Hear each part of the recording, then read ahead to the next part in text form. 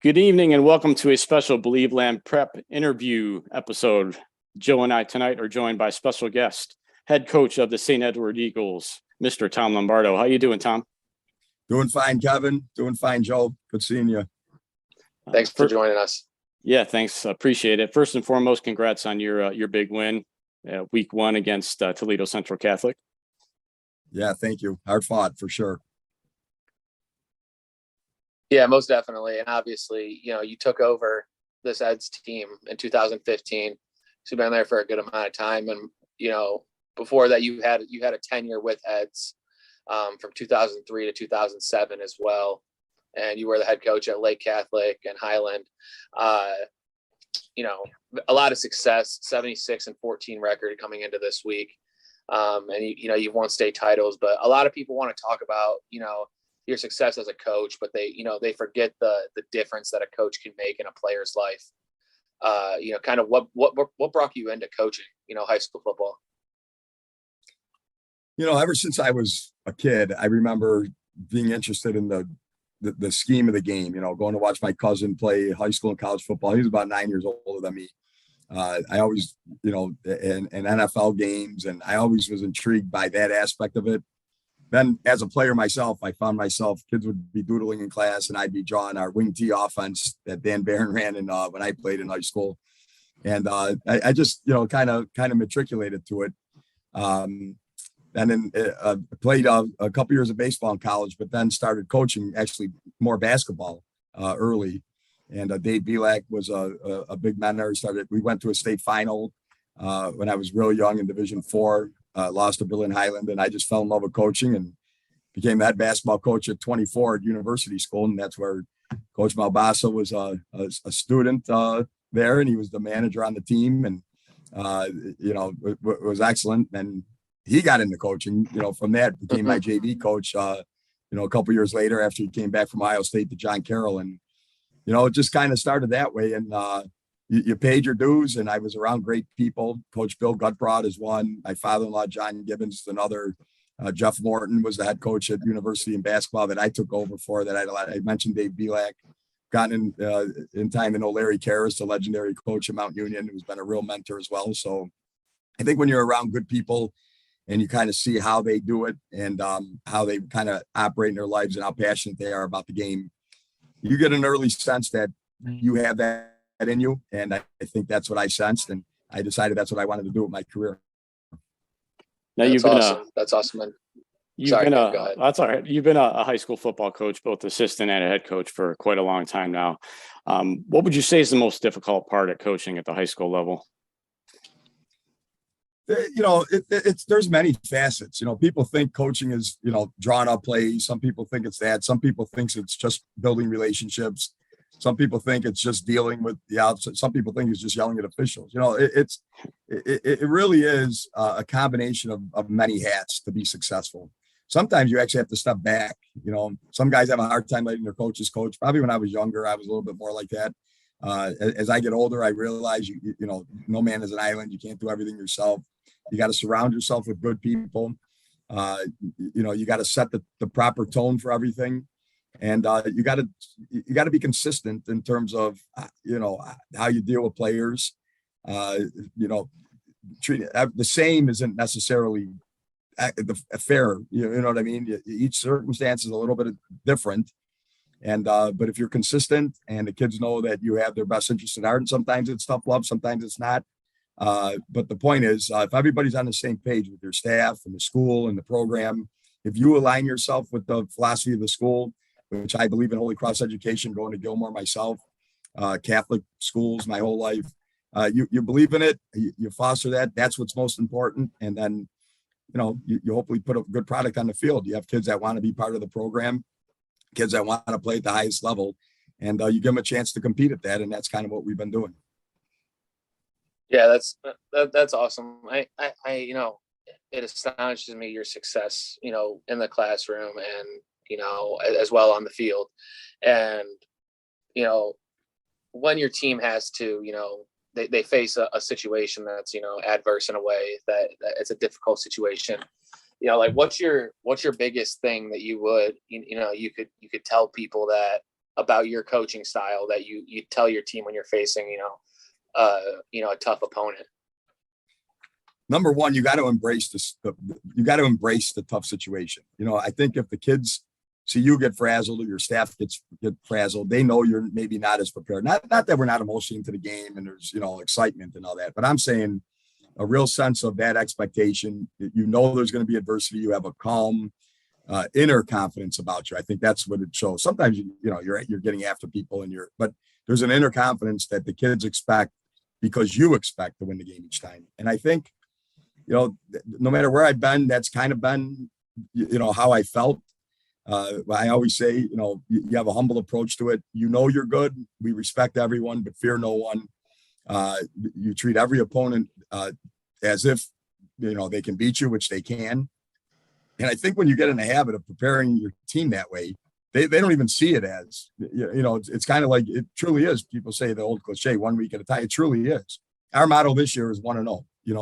I just want to go 1-0 every week. I'm not even thinking of week 3, week 4, week 5. It's like 1-0 tomorrow night. And that's it. We were 1-0 last week. That's it. We're going to try and go 1-0 again. And if we don't, we put that away and we try and go 1-0 the next week. The more 1-0s you can do, you start preparing your team for the playoffs. And by week 11 and 12, you're used to 1-0 because you need that. That's the only game that counts at that point. That's a great philosophy for sure. So is there a coach that you've either worked with or worked under that's maybe helped shape you or influence you, the coach you are today? There's been so many. I mentioned them earlier. Bill Gutbrod is one of the guys, the legendary St. Joe coach that I got a chance to, when I got into coaching football, worked with him. And just, he was a longtime veteran and coached great NFL players. And just the way he motivated and got kids to play hard was amazing to see. My father-in-law, John Gibbons, is a great football coach. In his day, I married his daughter, obviously. So I've seen how he operated, and I assisted him the first stint at St. Ed's. I mentioned Larry Karras as a football coach in terms of the X and O's and psychology of the game. And we've become great friends. We talk weekly right now about football and many other things about the game, not just plays, but handling situations, the psychology of the team, where you're at. Just so many kernels of stuff that guys that are older than you have been through that you could pick from. And I think some of these young coaches today, they don't do that. I remember soaking up everything when I was young. I didn't think I had any answers. I was, blindly confident, but man, as I look back now, and I still, and now I'm learning from younger coaches even, you start seeing how some younger guys are doing some things, maybe how they're dealing with players. And you always got to be trying to get better every day. You always got to be trying to learn something. You've never known everything. You have your philosophy, you have your way, and you've been in situations that helps with the experience. But sometimes there's a way to get to a kid that, maybe you're not as tuned on. And, any way you can learn that way, including schemes, sometimes there might be a better way to do something. And, you certainly got to be aware of those things that are out there. Yeah, no, most definitely. Looking at your guys' 2022 season, this coming season, starting to, gear a little bit more towards the football. Obviously, you have a very, very talented team. Rankings aside and everything, it's just, it seems like your team just works well together. I've spoke to a lot of people who saw your guys' game against Toledo Central Catholic. Obviously, you handled business in that game, won 23-20 against a tough Toledo Central Catholic team. You get the chance to play in the Freedom Bowl, and it's a great opportunity for your program, a great opportunity for this team this year, and playing a tough Pittsburgh Central Catholic team. And people want to talk about rankings because everybody nowadays seems to be about stats and where people are at, and them having the number 7th ranked player in Pittsburgh or in Pennsylvania. Sorry, linebacker. Kids an athlete. How do you see you guys, going up against that? What's it look like? Well, it's a little difficult because they haven't played yet. They just have a scrimmage. We know they played last year, obviously, and he played last year. Again, we have highly rated players too. Sometimes you become a victim of that. The media outlets and the rivals and all that, they rank you based on the number of players you have that are recruitable. But that has nothing to say with the type of team and how they mesh together and if they're experienced and seasoned. Last year, we didn't have any star rated player. And we were an overtime away from going 16-0 with the toughest schedule in the state. So I don't put much stock in that, one way or the other. You become a victim of your rating. Everyone thinks they're playing the number one team in Ohio or the 20th team in the country. And maybe we end up that way, but I don't know if we're that way now. That's a preseason ranking. That means nothing. You have to prove that on the field, so sometimes that goes to hurt you. But nevertheless, just when you look at the film, what are the facts? Well, Specco's a very good player. He has a good nose for the ball. He's long. They got a great quarterback that's coming back. He's a 3-year starter, started as a freshman. He's only a junior in Peyton Weiner. They got a receiver that's recruited that makes plays. They have an experienced offensive line. So they're formidable. They're big. They got a great tradition. It's a similar team to us. There's no doubt about it. And that's why I want to put our kids in these games and in these situations. They're going to be a 4-quarter slugfest, and you learn from it. If you find a way to be successful like we were last week, you still learn from it. And if you're short, you didn't go your 1-0, but you got it next week again, and hopefully you get better from those experiences you've been in. The goal is to be the best team you can by week 11. That really is the goal. The record doesn't matter. Yeah, you want to win them all, but the record in the end doesn't matter. As long as you get a week 11 game and you're playing your best football, that's the goal of high school sports, because you want to win a state title. Now, when you talk about football rivalries, especially in the state of Ohio, there's none bigger or better than the Holy War with St. Ed's and St. Ignatius. How special is that game, not only for the players and coaches, but for the fans and the communities? Oh, it's the best. I think it is the number one rivalry. The kids, the history of it is great. The traditions of the teams are amazing. The 11 state titles by Ignatius is unbelievable. And Coach Kyle in his last year, that's even to make it more special this year. It's just, a West Side, even though I'm not from the West Side, but a West Side type rivalry where kids went to grade school together and played through the years. And, there's been, the game at Lakewood Stadium to me with 12 to 13,000 people there, standing room only, cars everywhere, sold out during the warm-ups. I don't know, Massillon McKinley probably has that feel, but, rarely do kids get that feel. And I look so forward to that each and every game and every time we play, because it's special to be out there in it. Yeah, most definitely. I mean, it's a special atmosphere. No question about it. I mean, I remember growing up and my dad telling me like, hey, we got to go to this game. And I'm like, why do I want to go all the way up to Cleveland to go watch a game for two teams that I really don't know about at the time, growing up. And, it's a special atmosphere, like you said. And, we're going to be there reporting live for it. So we're really excited for that game as well. And, some big names throughout the season, getting close to wrapping everything up, but some big names throughout the season that the fans of the St. Ed Eagles can look at. Who are some players' names that we can look for? Yeah, well, Wyatt Gideon and Michael Kilbane are two kids back. Kilbane is a commit to Northwestern, and Wyatt Gideon was player of the week in almost everything. Last week he had 3.5 sacks, 16 tackles, 5 for loss. He's going to Coastal Carolina. So start with our 2 senior defensive ends. Marvin Bell, our running back, is really solid. Our offensive line has 3 Power 5 recruits in Ben Roebuck, Deontay and Devontae Armstrong.